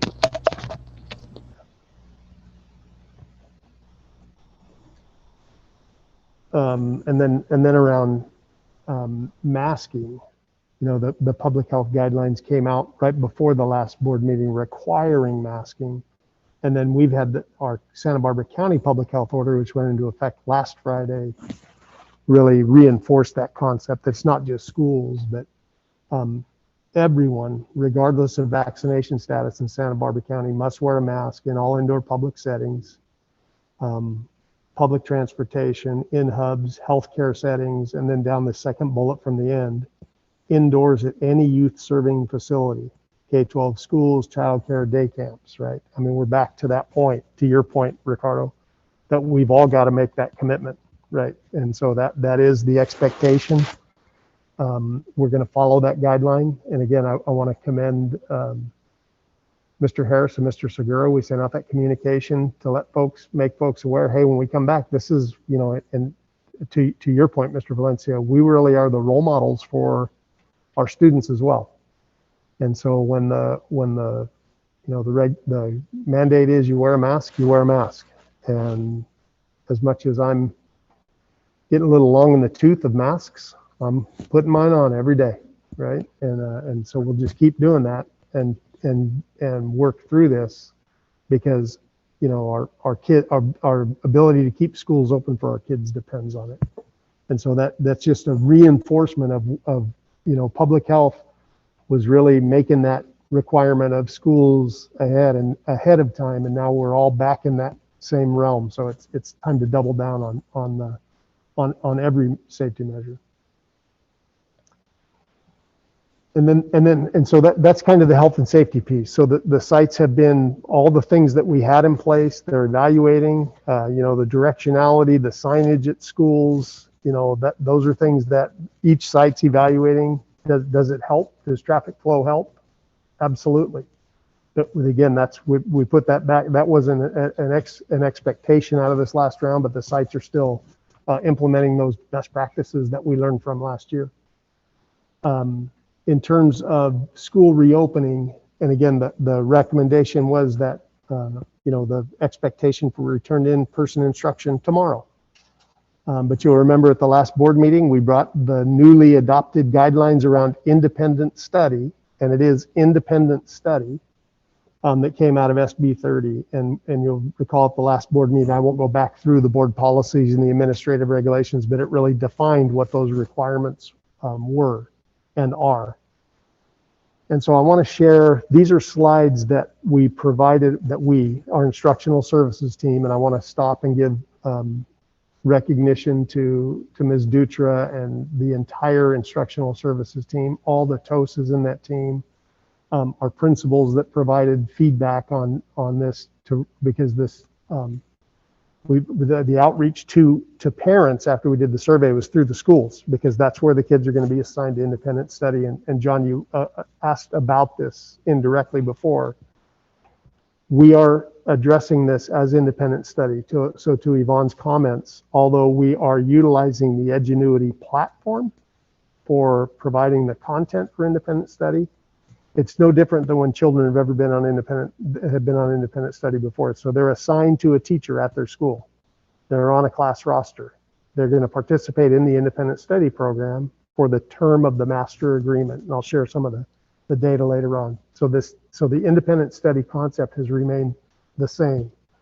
And so the options for school starting tomorrow are in-person or independent study. And this is content actually from slides that were presented to parents in the follow-up. You'll recall in the policy and the administrative regulation, there had to be a conference or a connection with families to explain the requirements. And so these are just some of the pieces. And again, I'm not going through everything. This is just kind of the high level view. And so the consideration for independent study, and you'll recall, is when a child's health would be put at risk by in-person instruction. And if you'll recall in SB 130, it was as determined by the parent, right? So it really is an option that's made available if a parent is concerned, and absolutely, as we want to respect, as a parent, they're going to make the best decisions for their children, and we want to make sure that we're providing them with the information to make that best decision that has that impact. So independent study is available to students in grades TK through 12 across the state. For us, TK through 8. It's an alternative to classroom instruction. It's not an alternative curriculum, and enrollment is voluntary. The requirements for independent study, and this comes out of what was adopted, it may be offered if a student's health is put at risk as determined by the parent. And again, there's that reference back to the way the code was written. Must be 15 days or more, because as you recall, there's still the short-term independent study that doesn't have to adhere to all the new requirements, the traditional independent study. So before enrolling or disenrolling a student in independent study, the district shall conduct a telephone, video conference, or in-person conference in which the parent may ask questions about topics, curriculum offerings, non-academic supports. That's really what our principals have been engaging in with their parents and students. The expectation is that children must receive grade level standards at the level of quality equivalent to in-person instruction. So those two cells on that slide previously, that's got to be the same expectation, academic expectations. There's the daily live synchronous instruction for grades TK through 6, opportunities for daily live instruction, and at least weekly live instruction for grades 7 through 8. And that's also for 9 through 12 on the larger scale. We modified that because if you recall in the ed code, it was 4 through 8 for that weekly, but we determined if for students that are in an elementary school, and because families will decide, we want that to be an equivalent experience. So that daily live will be for all of our elementary students on elementary grades. So the requirements for independent study, students have to show adequate academic progress in order to remain in the independent study program. And that's involved around engagement, the participation, and the completion of the assignments and the expectation. The learning required topics, and if students aren't engaged for 60% of the instruction a week, and you remember this was in the board policy, or who do not show adequate academic progress, they'll be placed on a probation period of 2 weeks. So we're going to give hey, this is, we need to see more. So we're going to monitor this over time. And if there's not adequate improvement during that 2-week time period, the student will be required to return to in-person instruction, because it's one of those two options. There was in the provision independent study for students who are eligible for special education services, and that's an IEP team decision, be evaluated on a case by case. And so parents whose child with special needs and IEP team will be convened to address those same issues and determine the appropriateness. And this is a thing that really wanted to make sure that folks were clear on, because the understanding is what we did last year is really the perception that I think a lot of parents and even students had. Well, this is going to be like the distance learning we had last year, which fell into the AB 77 for the 2021 year. So under those provisions, they were enrolled in their homeschool classroom. There was daily live instruction from their classroom teacher, paced by the classroom teacher. All students participated, and there weren't really any regulations. In fact, Mr. Valencia, for at the high school level, you're probably aware that there was a provision made that students who were on pass-fail could now ask for a reevaluation of a grade, right? Because we're finding out that was one of the unintended consequences for high school students. And so that we wanted to make sure that that wasn't the mindset that folks thought that was what they were getting into, because this is really what independent study will look like under those SB 130 provisions. The instruction, the learning is done independently with the direct support of a parent. Just like when a child took an independent study contract in the past and went out of state for a period of time, there wasn't an individual from the school there to help, as opposed to where we were with distance learning. So the bulk of that responsibility is going to fall on the parent as their learning coach, is the term that we're using. It's self-paced with a weekly learning plan. So there are outcomes. Either modules are weekly, weekend at a time. It's rigorously equivalent to in-person instruction and requires that progress, again, to remain in that independent study program. So this is what our design is looking like. Much like where we started last year when we launched distance learning, it took some time to get things up and running. So the independent study launch is going to occur for us during the first 3 or 4 weeks of school. In fact, it's starting right now. That's part of the distribution that's going on next door. Students will receive that grade equivalent work to complete for a 5-day period, along with that daily synchronous interaction of our staff here to check in and monitor. Assignments will be turned in on the following Monday and evaluated. If the student shows adequate progress during that time, and the parent and guardian attends those required trainings, and I can't remember, I think Ricardo, I think you were asked the question, or was it John asked the question of Rebecca earlier about how are we going to support parents in independent study? This is part of it. So if this is working, then we're going to advance to that Edgenuity platform, right? To really get fully engaged, because we want to give people an opportunity to kind of test drive the format first. And from there, the modules, parents will serve as learning coaches in each of the modules. K through students will receive consumable materials, and that's what we saw in the hallway, Linda, earlier today. There's all the bags for each of the grade levels. Weekly reports will be given to the principal of the independent study school, who will be overseeing all this is Brian Zimmerman, for progress review. And then those not making adequate progress through that process as defined before will be disenrolled from independent study and right back into their classroom that they're already assigned to. So it won't be a matter of we've got to find space, right? We wanted to make sure that there was a return, because you'll remember in the provision, children have to be returned within 5 days at the most. And so we already know where kids will go back to, because they're going to be assigned to that teacher out of the gate. Okay? This is a lot. There's a fire hose, and it's John's raising his hand. So I can't see Melissa on my screen, but she and her team have been working on this like 24 hours a day. So I can answer anything. I know you can. I was queuing you up. Go ahead, John. Of course you can. Well, first and foremost, wow, this is a lot of stuff. I agree. It's a lot to digest, but as far as that Edgenuity component goes, can you tell just a little bit more about what that transition looks like in that, like what Edgenuity online instruction will look like, say, in comparison to when the parent is the the coach, or if the parent, or if the parent is still the coach, and how Edgenuity will facilitate that. Yes. Go ahead, Melissa. So thank you for the question. In both, in the launch, which now we're looking at, might only be 1 to 2 weeks. We're trying to really move that up. But in the launch is really to get folks their equipment, to make, right, is like getting them prepared, getting the parents trained on Edgenuity, getting all those questions answered.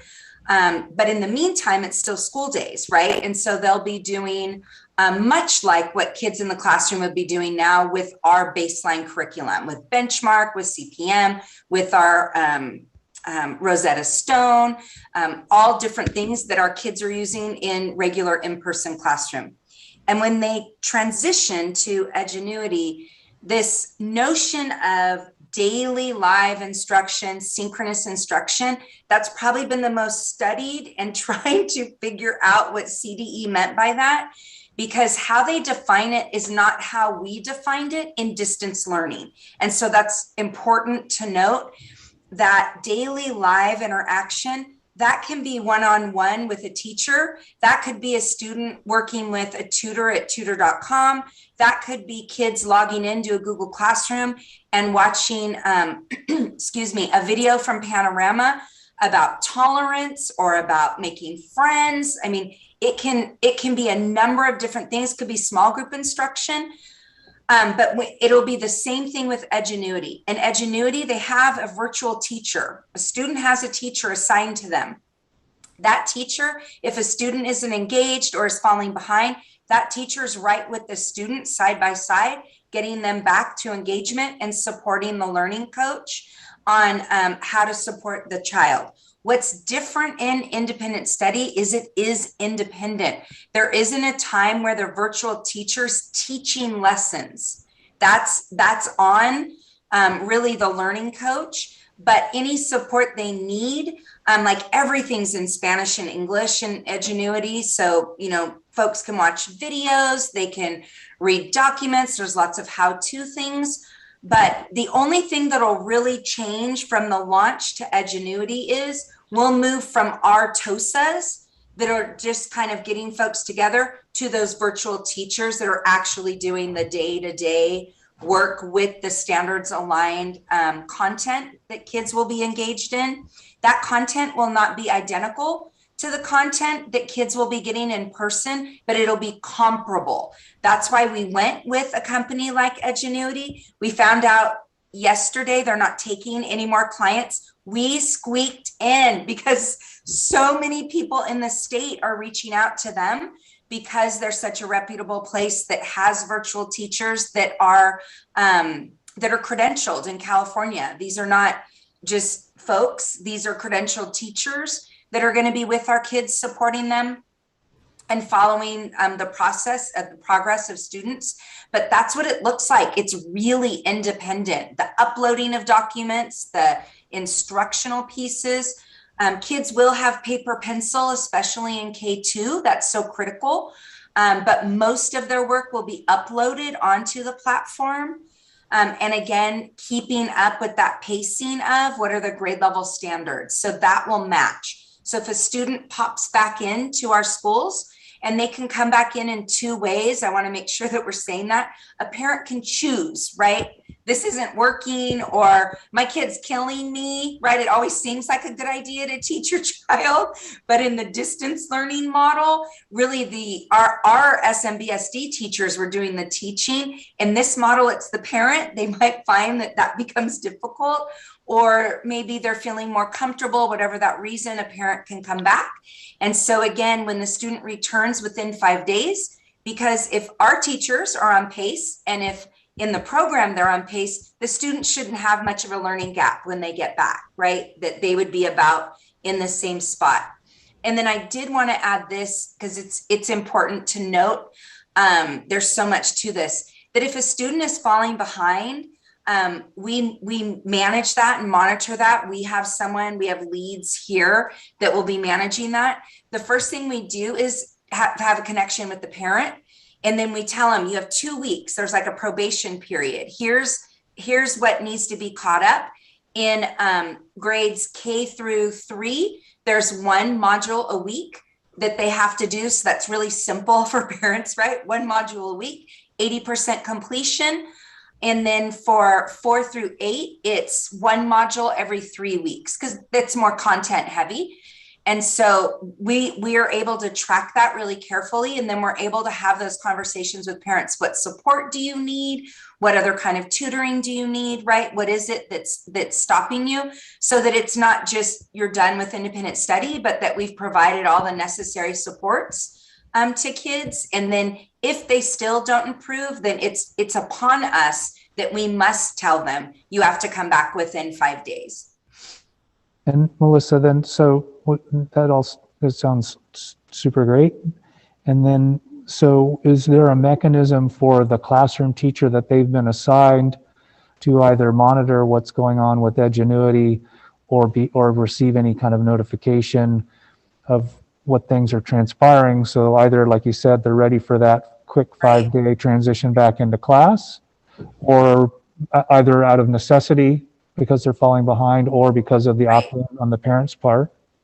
So if I'm a classroom teacher and I have little Luke who's falling behind or even is doing well, I'm getting weekly reports because they're on my roster. I don't need to do anything, right? Because they're on independent study and I'm focused on my in-person kids. But in the corner of my eye, I know that these 2 kids are on independent study, and at any time they could be coming back into my room. So I want to know what's happening, right? How they're doing. And if they're in trouble, then I have kind of a heads up that student's probably on their way back in, so I can prepare. The principals will get that list for their school once a week, because what's really important is the folks from Edgenuity, they'll be reaching out, right? Those virtual teachers, but these are our families. And so if I'm a principal and I see that I have a student or 2 that's struggling, I'm going to reach out to that family, right? What can we do to help? Is there something, maybe some external supports that we can provide? Like maybe there's some social emotional supports they need, or access tools, whatever that is. So we'll want those connections. But long story short, yes, weekly. And again, the classroom teacher doesn't have to do anything, but they will have access to know how their kids are doing and how they're progressing. And I appreciate that, because I think you nailed it, and that we kind of want to make sure that classroom teacher knows at least to the greatest of their capacity with independent study, that kid, if they're coming back, if they're coming back into their classroom for that social emotional support with that. And the sense of belonging when they do get into that classroom. Yeah. I know that's something that I'm sure aside from a kid coming from a different district in the middle of the year, it's not new in that sense, but it's definitely new in this current sense. So I really appreciate that you guys seem to really just thought all the angles out. It's really cool. I appreciate you asking that, John. That's a great question, and it really is. That was one of the compelling factors, was being able to keep that, eyes on kids, even though they're not in our physical presence, that we'd be able to track their progress. So then, just to be clear, the work that needs to be evaluated is only evaluated then, am I understanding this, by the TOSA or the teacher in charge of that group? So just for the first week or 2 will be us internally. Our team downtown will be us internally.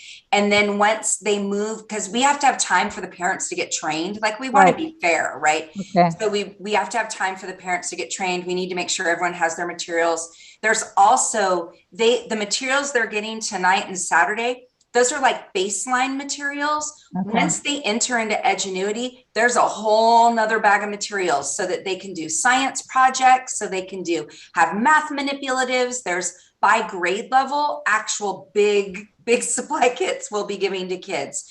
And so again, we need a minute, right? Because we don't even have final numbers yet. They're coming in every day. We know today's total, and we know that there'll be some more tomorrow, but we've got to get a little bit leveled out on that. We need to see who shows up tomorrow and who doesn't, and then start making additional calls.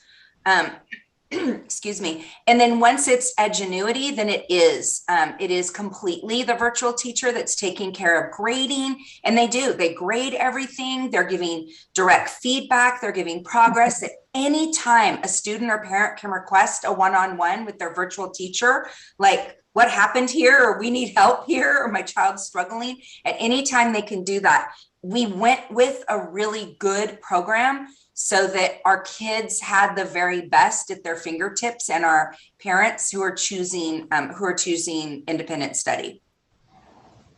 And your question, really, that this is the slide that was shared in that information session. So we did have all that survey data. That's where we started. And just as in independent study, traditional independent study, there's a master agreement that has to be signed. Mm-hmm. The difference is, if you remember, is when we adopted the policy is traditionally you've had to sign those agreements before independent study began. This provision for 21-22 has to be signed within the first 30 days.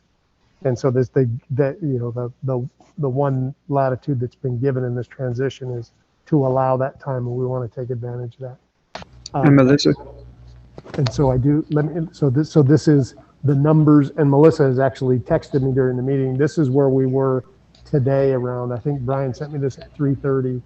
We have 99 master agreements signed.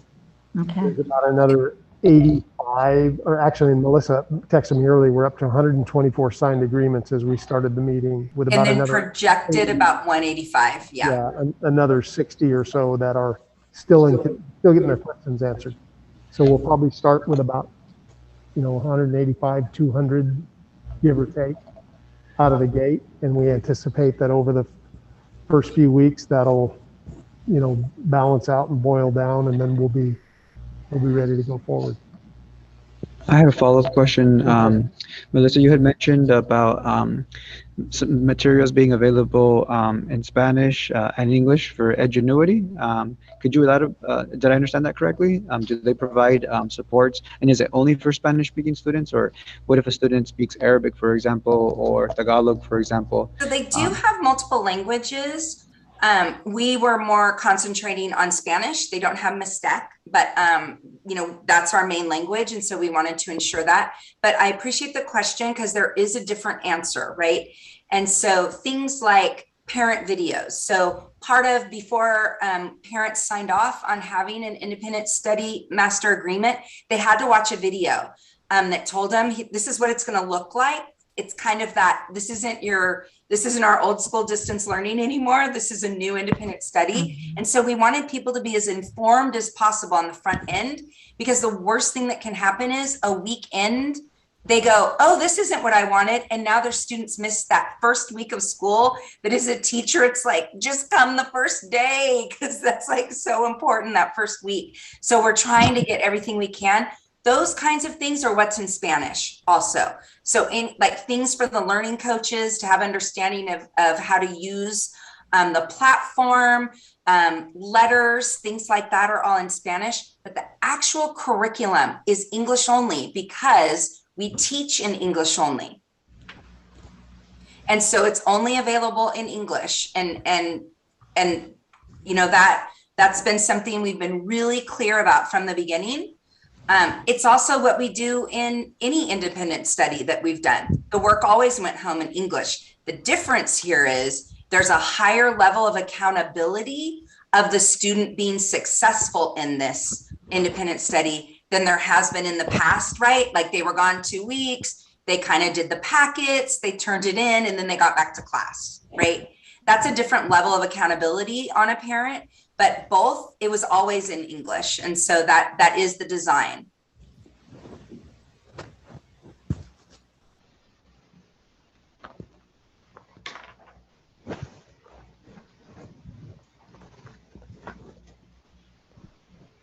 Other questions or questions about other topics? I mean, there's some other food service we're working out depending on feedback. Carlos has plans A through Z. For the lunches? Like he has had the entire time. We've got a provision to provide multiple lunches from a location, so folks aren't required to come in every day to make things available. It's really going to depend on, as Melissa said, as the kind of the dust settles on numbers.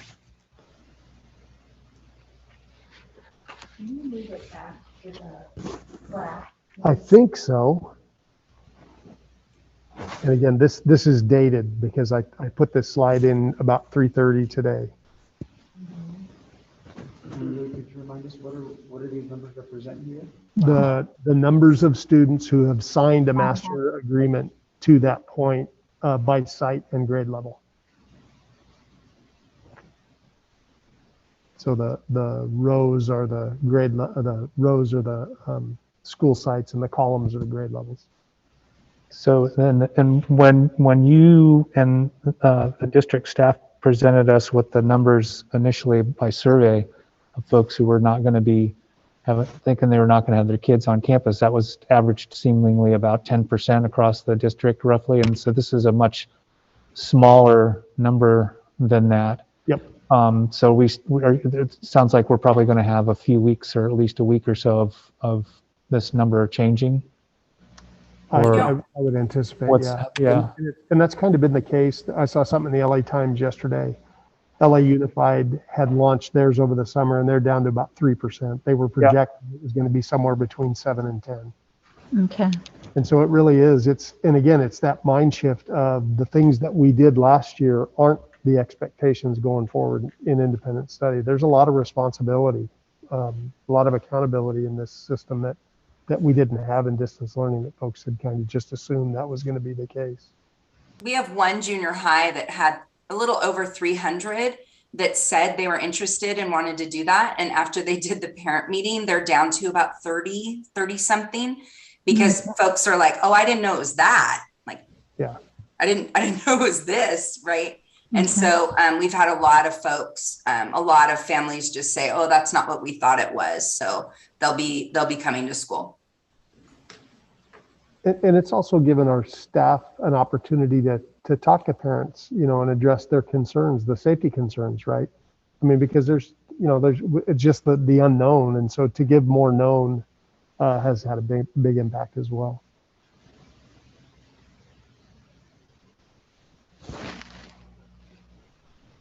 And I'll provide updated numbers in the Friday update. We'll have a better snapshot by then as well.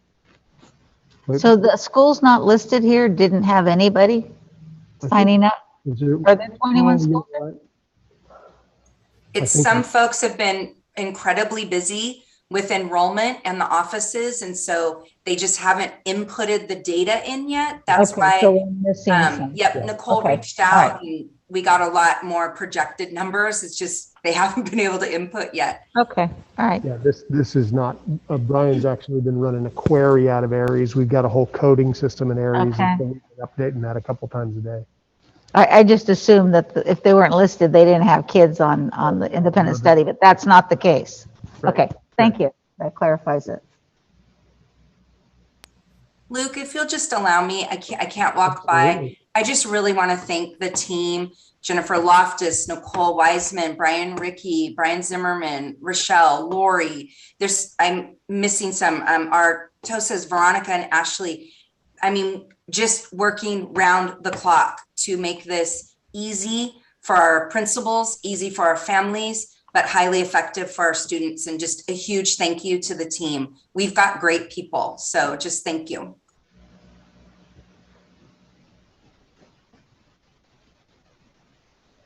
And so tomorrow's the first day of school. I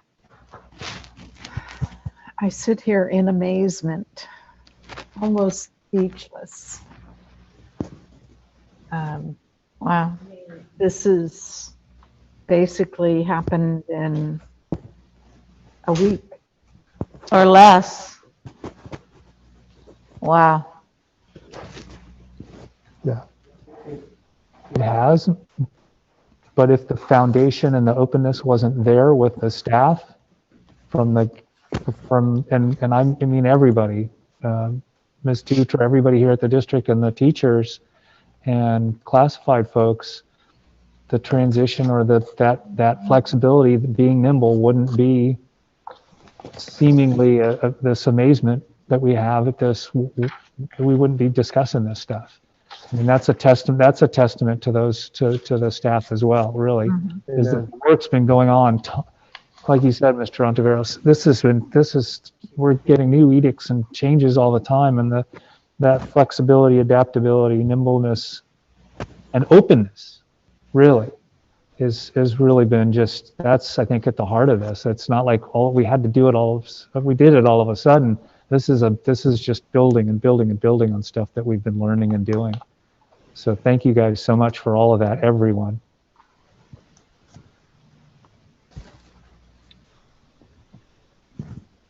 It will be another year that will require a great deal of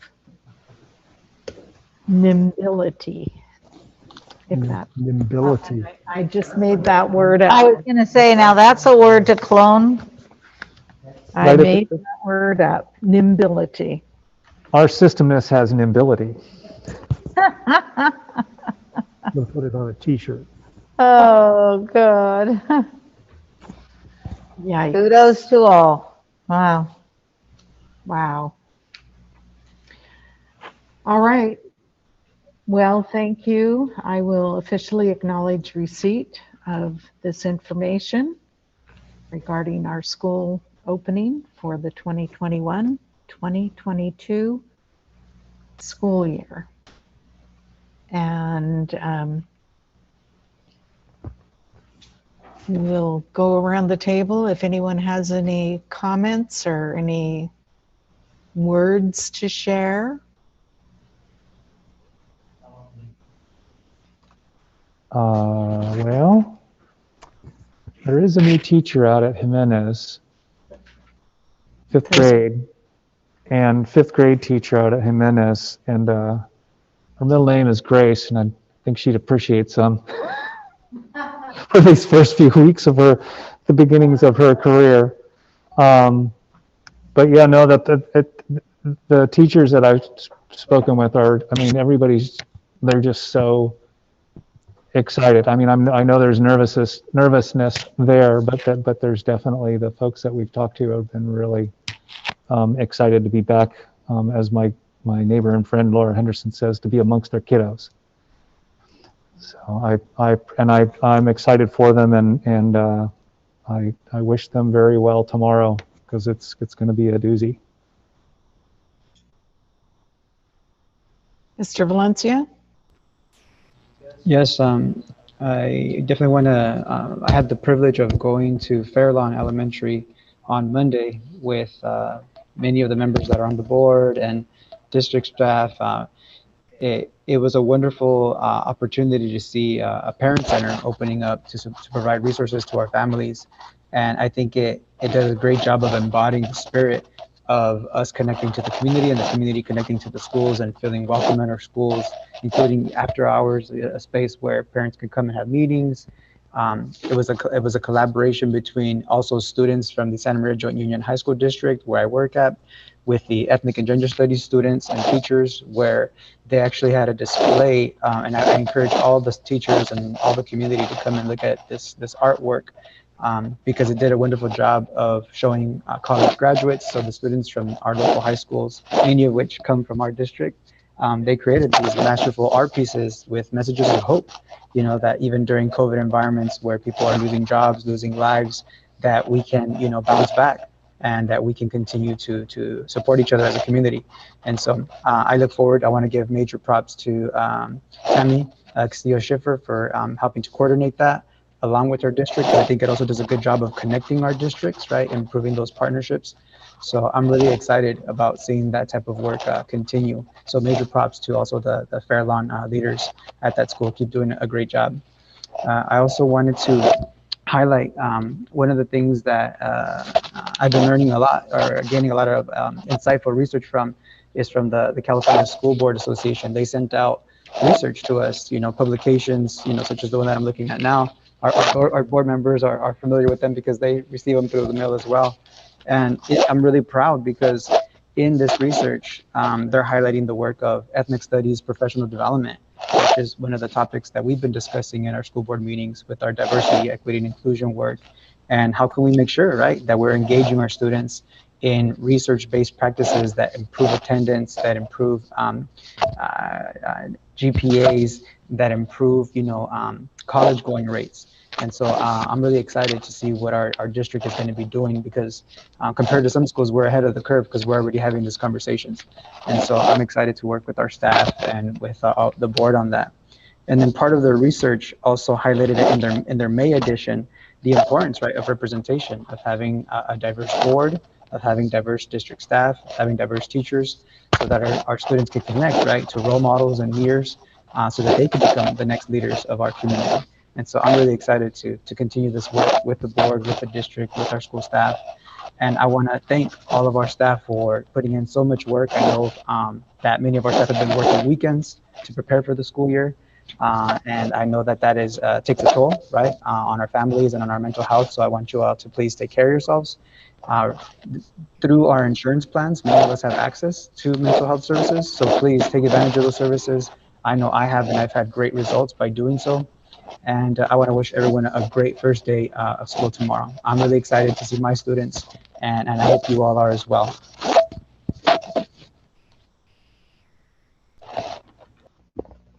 Mrs. Flores? I also wanted to thank Principal Alvarez and Assistant Principal Danley for the wonderful ribbon cutting ceremony and ambiance that was created at Fairlawn School last night? Monday night? Gosh, what day is it today? No, Monday night. And very well received. And in doing so, having conversations with the individuals that are there, I found that the interpreter had been a former Fairlawn student, and she was part of that community and part of that building of that family center. Very important connections there.